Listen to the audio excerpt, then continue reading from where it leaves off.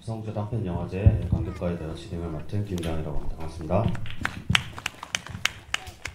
감독님께서 먼저 나와 계셨네요. 이렇게 제가 소개를 하면 감독님이 딱 나오시면 되는데 감독님께서 먼저 나와주셔가지고 일단은 감독님 인사 나누기 전에 여러분들 지금 베리어 프리 영화를 통해 가지고 직접 한번 이렇게 부산국제 단편영화제를 통해서 패밀리 섹션 한번 체험해 보셨습니다. 혹시 처음 경험해 보셨나요? 어떠신가요? 네, 어떠셨어요? 네. 네, 사실은 저도 처음입니다. 근데 사실 저도 이렇게 좀 어떤 느낌일까라고 사실은 좀 우려도 있었는데요. 막상 경험해 보니까 어떻게 보면은 그냥 우리가 TV에서 봤던 그런 외화 더빙 영화나 뭐 드라마를 보던 좀 그런 느낌이 좀 많이 들었어요. 그리고 화면 해설을 하시는 분들이 화면 해설도 하고 그리고 영화를 볼 때 배우들의 목소리를 또 상우들이 연기를 해주니까 생각보다 굉장히 편안하게, 그리고 이제 저도 약간 알아보니까 지금 보신 부분은 일반인도 함께 장애인들과 함께 볼 수 있는 개방형이라고 하더라고요. 이제 장애인들이 이제 보실 때는 또 이제 폐쇄형으로 이렇게 상영하는 경우도 있다고 합니다. 그래서 오늘은 아무래도 좀 일반 관객분들이 많으셔서 이렇게 개방형 방식으로 이렇게 진행을 했던 것 같습니다. 그리고 마지막에 보셨던 촉법소년을 연출하신 김재현 감독님 앞에 모시고 이야기 나눠보도록 하겠습니다. 감독님 인사 좀 부탁드리겠습니다. 네, 안녕하십니까. 예, 저는 그 촉법소년 연출한 김재현이라고 합니다. 예, 반갑습니다. 네, 먼저 이렇게 관객분들께 질문을 받기 전에 감독님 좀 영화 소개부터 먼저 좀 부탁 좀 드리겠습니다. 제 영화는 그 마지막에 틀어진 영화고요. 그냥 부산에 사는 꼬마 아이들의 이제 천진난만한 이제 유죄지폐를 만든 자충우돌 사건 이야기라고 볼 수 있는 다양한 복합적인 장르를 만들었고요. 블랙 코미디라고 생각해서 영화를 만들었습니다. 네. 네. 일단 제가 먼저 이렇게 여쭤보고 싶은 걸 한번 좀 여쭤본 이후에 관객분들께 좀 질문을 받아보도록 하겠습니다. 감독님, 제가 먼저 여쭤보고 싶었던 부분은 감독님께서 혹시 부산 분은 아니신 것 같은데 말투가 사투리를 안 쓰시는 거 보니까. 근데 영화의 배경은 우리가 익숙한 해운대를 주된 배경으로 한 부산에서 찍은 영화 같습니다. 네, 어떻게 영화를 찍으시게 됐는지 좀 말씀 부탁드리겠습니다. 예, 역시 저의 말투를 들으시면 아시겠지만 저는 서울 사람은 아니고요. 네, 저는 부산 사람이고요. 여기 제가 자랐던 동네고요. 그리고 제가 이 장소에서 영화를 찍고 싶어서 이곳에서 시나리오를 작업해서 이제 그 영진이에서 이제 독립영화 제작 지원역에서 지원을 받아서 영화를 만들게 됐습니다. 그럼 감독 고등학교 때까지 부산에서 나오신 거세요? 아니면? 대학을 다니다가요. 네. 이제 대학을 그만두고 이제 유학을 서울로 서울로 유학을 가신 거예요? 네, 유학을 갔습니다. 근데 어떻게 사투리 하나도 안 쓰십니까? 예, 제가 친구들한테 항상 말하거든요. 저는 이제 말투가 서울 사람이 되었다. 그런데 서울 사람들은 전혀 아니더라고 그러더라고요. 네, 맞아요. 또 서울 분들은 아마 또 이렇게 감독님 말투를 들으면 아마 좀 어색하게 느껴질 수도 있을 것 같습니다. 그렇죠? 네, 그런 것 같습니다. 네. 그리고 이제 제가 질문 좀 한 가지만 더 하고 관객분들께 좀 마이크를 넘기고 싶은데요. 일단 제가 처음에 딱 봤을 때 룩이 디지털 룩이 아닌데 왠지 좀 필름 룩 같다 느껴졌는데 마지막에 엔딩 크레딧을 보니까 필름으로 작업을 하신 것 같더라고요. 코닥 필름이라고 하는 이렇게 자막 엔딩 크레딧 보셨을 텐데요.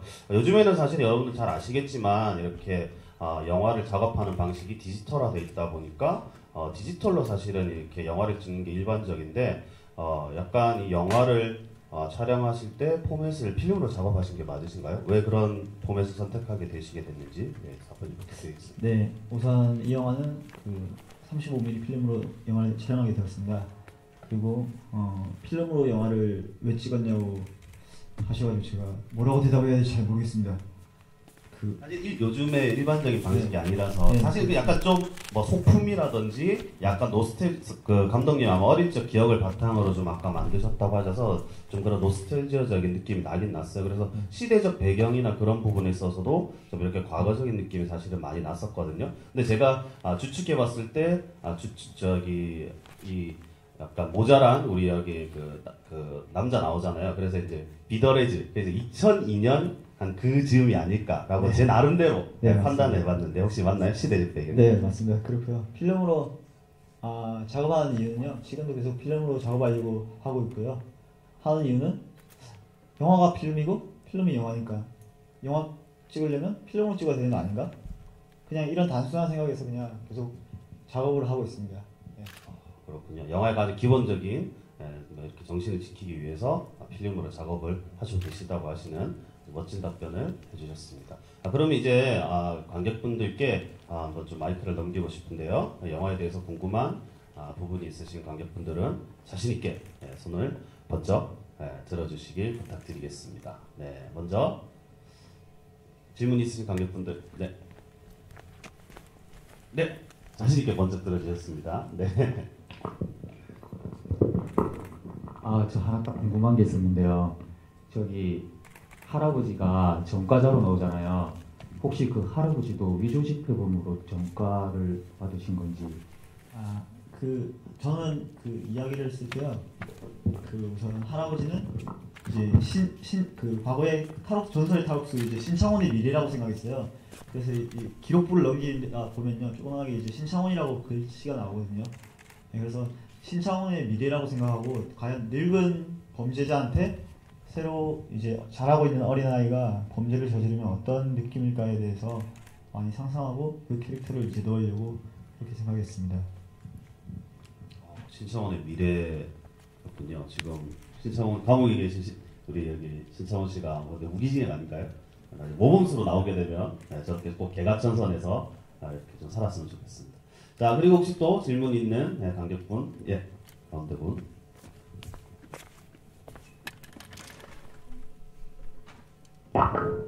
네, 우선 영화 되게 잘 봤고요. 일단 두 가지 질문이 있는데요. 왜 배경이 하필 철길이었는지도 되게 궁금했고, 아이들이 굳이 욕을 썼었어야 하는 의문이 들었거든요. 왜냐면 조금 애기들이 욕을 쓰면은 약간 좀 아기들에게 되게 안 좋은 영향이 있어서 왜 아이들이 욕을 쓰는지 되게 궁금합니다. 그러면 두 가지 질문 하셨으니까 첫 번째 질문에 저도 추가적으로 이렇게 영화의 뭐 배경이 되는 정말 익숙한 뭐 미포철길이라든지 청사포 이렇게 해운대가 주로 되는 배경이 많이 나왔던 것 같은데 아마 그런 배경에 있어서 선택을 하셨던 그 기준점이나 그런 부분에 대해서 같이 설명해 주시면 될 것 같습니다. 네, 저는 철길을 한 이유는요. 그 청사포라는 지역이 그 해운대가 엄청 발전하고 있지만 유일하게 약간 어촌이라고 생각했어요. 그래서 유일하게 그 해운대와 청사포를 연결해주는 길이 학교에서 얘네들이 다니는 길이 항상 철길이라고 생각했어요. 그래서 이 철길을 통해서 학교를 가고 학교로 오고 이제 도시와 시골을 맺어주는 역할을 할 수 있다고 생각했어요. 그래서 철길 배경으로 이제 생각하면서 이야기를 썼고요. 또 이제 아무래도 이렇게 패밀리 섹션인데 아마 조금 여기 학생들이 좀 욕을 해서 그런 욕을 하는 거요? 혹시라도 조금 제가 어릴 때 욕 많이 했거든요. 네, 그리고 지금 주위 애들 보면 꼬마들도 욕 많이 하는데 뭐 그런 것도 있지만 일단 캐릭터상으로 욕을 하고 싶은 이유는 꼬마애가 잘못을 저지르면 저지를수록 엄청 신경이 날카로워져서 자신도 모르게 욕이 나오고 이렇게 거칠어지는 아이의 모습 좀 보여주고 싶었어요. 그래가지고 뭐 욕을 하게 되었고 촬영할 때는 어머님들이 엄청 자기 아들 욕하는 거 처음 봤는데 너무 재밌다고. 왜냐면 부모님들은 자식이 잘할 때 욕하는 모습을 잘 보지 못했다고 생각했어요. 그런데 뭐 그것도 어떻게 보면 연기고 친구들끼리 있을 때 욕을 할 수도 있다고 생각했기 때문에 그래서 이제 욕을 더 신경 써서 좀 시나리오를 적었던 것 같습니다. 이제 사견으로 조금 더 설명을 드리자면 제가 이제 예술 강사로서 초등학교나 이런데 학생들 실제로 현장에서 많이 보거든요. 사실 감독님 굉장히 많이 순화하신 겁니다. 훨씬 더 학생들은 요즘에 좀 많은 욕을 하고 있습니다. 추가적으로 또 질문 있는 관객분들, 몇 분? 영화 되게 잘 봤고요. 좀 무서우면서도 새로운 그런 엄청 좋은 영화 같고요. 제가 궁금한 거는 마지막 부분에 할아버지가 범인을 잡아서 위조 지폐 아니고 그 달력을 잘라서 줬는데 그리고 나서 초콜릿을 줬잖아요. 그거는 뭘 의미하는지 궁금하고요. 마지막 그거를 이름을 물어봤는데 경찰서에 넘기려고 물어본 건지 아니면 그냥 겁주려고 그런 건지 궁금합니다.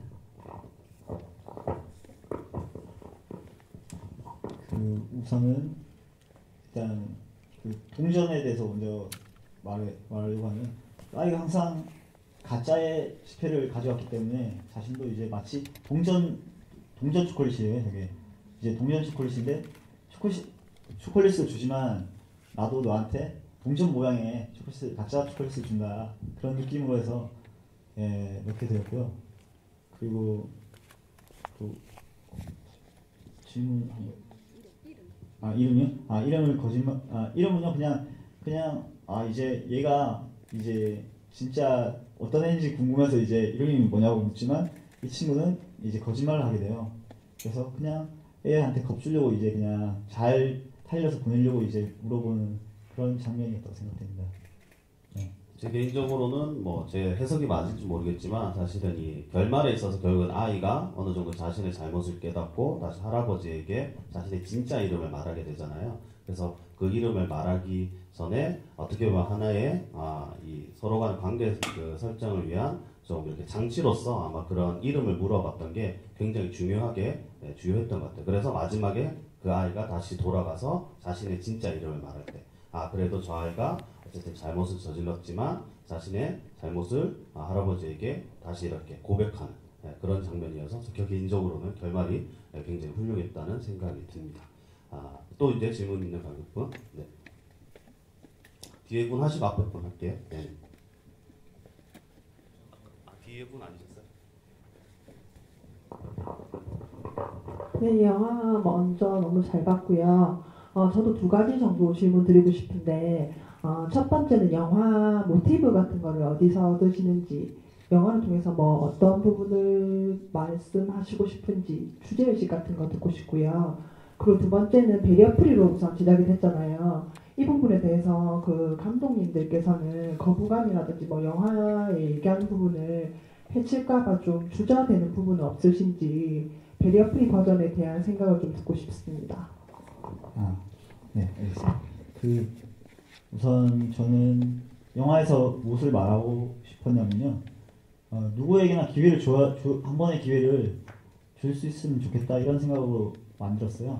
그래서 아이한테도 기회를 주고 어른한테도 기회를 주자. 너무 단순히 할아버지가 경찰에 신고해서 아이를 이제 신고해서 지금 잡는다고 해서 정말 그 아이가 저는 상처를 받아서 나중에는 좀 더 다른 사람의 삶을 살 수 있다고 생각했어요. 그래서 한 번의 기회를 더 주자는 생각으로 연출하게 되었고요. 베리어프리는요, 처음에는 저도 잘 몰랐는데 좀 그걸 이제 해석을 해서 한다고 하더라고요.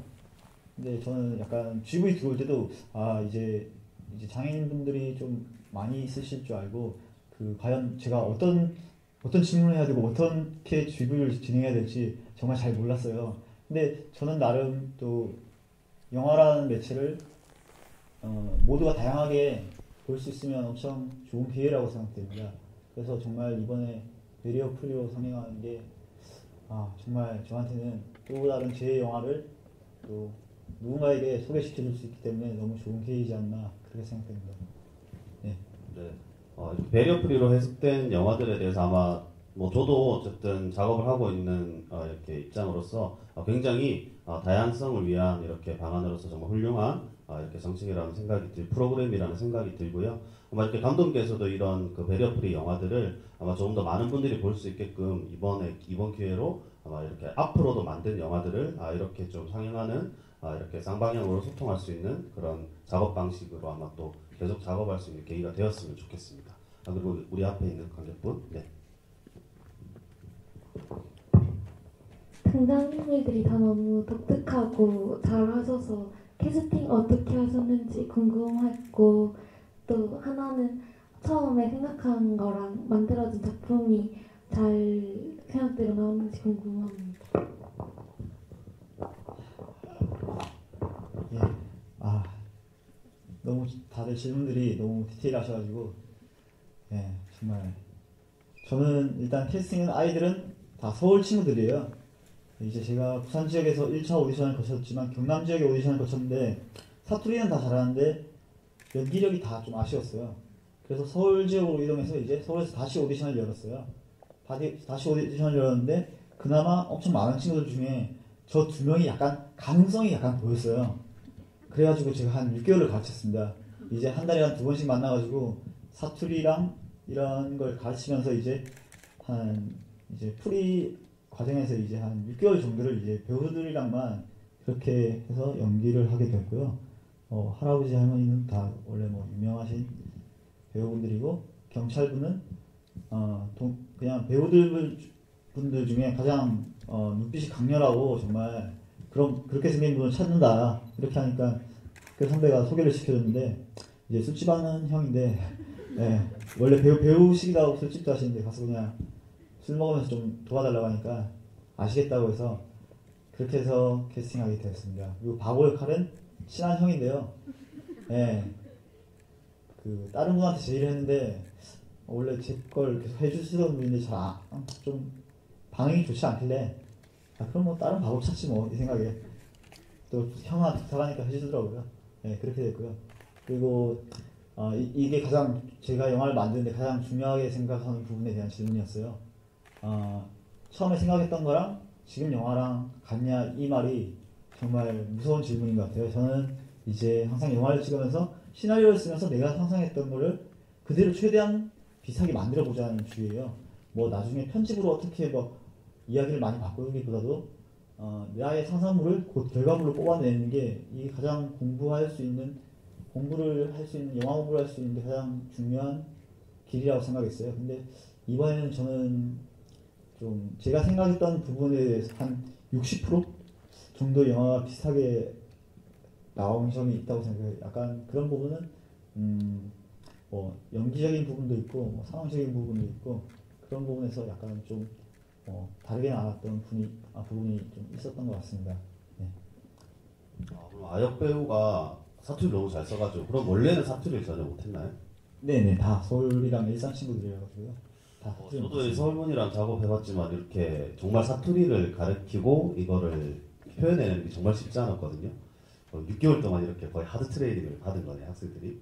네, 6개월 동안 정말 힘들게 말투를 가르쳤습니다. 감독님의 이 아이들의 연출하신 거에 저희가 박수를 한번 보내드려야 될 것 같은데, 이 노력에. 그래서 아이들이 정말 맛깔나게 훌륭하게 연기를 잘 했던 것 같아요. 네. 지금 시간이 저희가 거의 다 돼서 아마 마지막으로 질문 하나만 좀 받고 이제 마쳐야 될 것 같습니다. 네, 마지막으로 혹시라도 감독님께 꼭 질문하고 싶다 하시고 싶으신 관객분. 네. 네, 저도 캐릭터에 대한 질문인데요. 저희 화면에서 작업하면서 제일 논란이 됐던 캐릭터가 바보였어요. 그래서 배리어 프리에서는 일단 그 약간 비하적 표현을 쓰면 안 되기 때문에 바보라고 할 수 없어서 저희가 이제 청년이라고 설정했는데 중간에 일본말 하는 거 맞죠? 아니요, 영어였나요? 저희는 1어로 계속 리와인드에서 들으면서 그게 일본말로 빠가야로 들려가지고 영어였나요? 영어로 이제 넌 죽여버려 약간 이런. 네, 저희가 그래서 그 도대체 왜 중간에 바보가 저렇게 똑똑하게 외국어를 할까에 대한 논란에서부터 그리고 중간에 뭐 허공을보긴 하지만 도둑놈이라고 얘기하고 아이들이 그 단어 때문에 되게 자극받잖아요. 그래서 그 바보 캐릭터의 의미를 조금 듣고 싶고 화면 해설에서는 사실 대사가 없기 때문에 자세히 다룰 수는 없어서 그냥 그 영화마다 주로 바보들은 꼭 그 빨간색 그 붉은 악마티를 입고 나오더라고요. 그래서 그런 의상이나 이런 것들 전혀 표현할 수 없어서 아쉬웠는데 감독님이 생각하셨던 바보의 의미는 어떤 거였는지 좀 들어보고 싶습니다.